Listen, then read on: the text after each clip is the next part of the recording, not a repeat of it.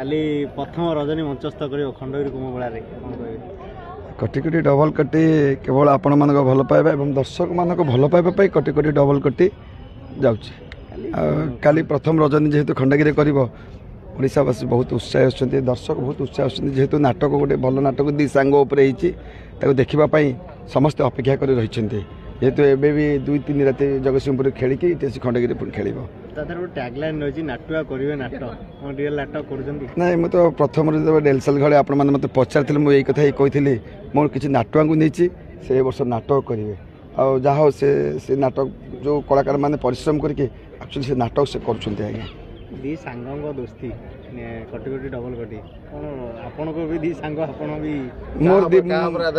ମୋର ଗୋଟେ ସାଙ୍ଗ, ମୁଁ ଦୀପକ ସାହେବ ଯେତେବେଳେ କହିଥିଲି ମୋର ଗୋଟେ ପିଲାବେଳ ସାଙ୍ଗ, ସେ ଚାକିରି କରିଛି, ମୁଁ ଏଇ ଲାଇନ୍ରେ ପଶିଯାଇଛି। ତେଣୁ କରିକି ଆମେ 2 ଜଣ ଭିତରେ ସାର୍ଙ୍କୁ କହିଥିଲୁ ଗୋଟେ ଦି ସାଙ୍ଗ ଉପରେ ନାଟକ କରାଯାଉ। ବହୁତ ନାଟକ ହେଉଛି, ବହୁତ ଦିନ ହେଲା ବନ୍ଦ ହେଇଗଲାଣି, ଦି ସାଙ୍ଗ ଉପରେ କ'ଣ। ଯାହା ହଉ ସାର୍ ଆମ କଥା ରଖିଲେ, ନାଟକଟି କଲେ, ଏତେ ଭଲ ହେଇଛି ଆଉ କହିବା କଥା ନାହିଁ।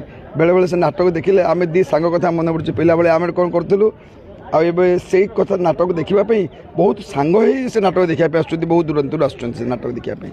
ଦି ସାଙ୍ଗ ଭିତରେ ନାଚ ଗୀତ ହେଉଛି ସେ ଗୀତରେ। ଆଜ୍ଞା, ଖୁସିରେ ଜଷ୍ଟ ମୋର ଗୋଟେ ପ୍ରୋଗ୍ରାମ ଚାଲିଥିଲା, ପେଣ୍ଡାଲ ଉପରେ ଛାଡ଼ିଦେ ସେ ଗୀତ ବଜାଇ ଦେଲେ, ମୁଁ ଟିକେ କୋଟି କୋଟି ନାଚିଦେଲି। ଆଉ ଟିକେ ଆଗରୁ ଅଭ୍ୟାସ ଥିଲା ମୋର। ଆଉ ସେ ଯେଉଁ ଗୀତଟା ଟିକେ ଶୁଣିବାକୁ ଚାହିଁବି। ଗୀତ ମୁଁ ଭଲ ଗାଇପାରିବିନି, ଭଲ ନାଚିପାରିବି, ଭଲ କୋରିଓଗ୍ରାଫିଂ କରିପାରିବି, କୋଉଠି ଚାକିରି ମିଳିଲେ କରିଦେବି, କିନ୍ତୁ ମୁଁ ଭଲ ଗୀତ ଗାଇପାରିବିନି, କାରଣ ମୋ ଟୋନ୍ଟା ତ ଗୋଟେ ଅମିତାଭ ବଚ୍ଚନ, ମୁଁ ଗୀତ ଗୋଟେ ଭଲ ଗାଇବି। ନିଶ୍ଚିତ, ଯେହେତୁ ଏ ବର୍ଷ ଏଇଟା ଟିକେ ଭଲ ହେଇଛି, ଫୋକସ୍ ଆ ଉପରେ ପଡ଼ିଛି। ଆଉ ନାଟକ ତ ସବୁତକ ଭଲ, ଆମେ କାହାକୁ ଖରାପ କହିବାନି, କିନ୍ତୁ ଦର୍ଶକ ଆକୁ ବହୁତ ଆପଣଉଛନ୍ତି। କୋଟି କୋଟି ଡବଲ କୋଟି, ଆପଣ ତ ଏଠି ଆଜି ଓଡ଼ିଶା ଯାତ୍ରା ଦର୍ଶକ ପରିବାରରୁ ଆଜି ସମ୍ମାନିତ କଲେ ଏ ବର୍ଷ 2025-26 ସର୍ବଶ୍ରେଷ୍ଠ ନାଟକ ବୋଲି। ଏଇଟା ବହୁତ ମୋ କଳାକାରମାନଙ୍କ ପାଇଁ ଏବଂ ଦୀପକ ସାର୍, ମୁଁ କିଛି ନୁହଁ ଆଜ୍ଞା, ଆପଣମାନଙ୍କ ପାଇଁ ଆଜି କୋଟି କୋଟି ବହୁ ଉପରକୁ ଯାଇଛି ଆଜ୍ଞା।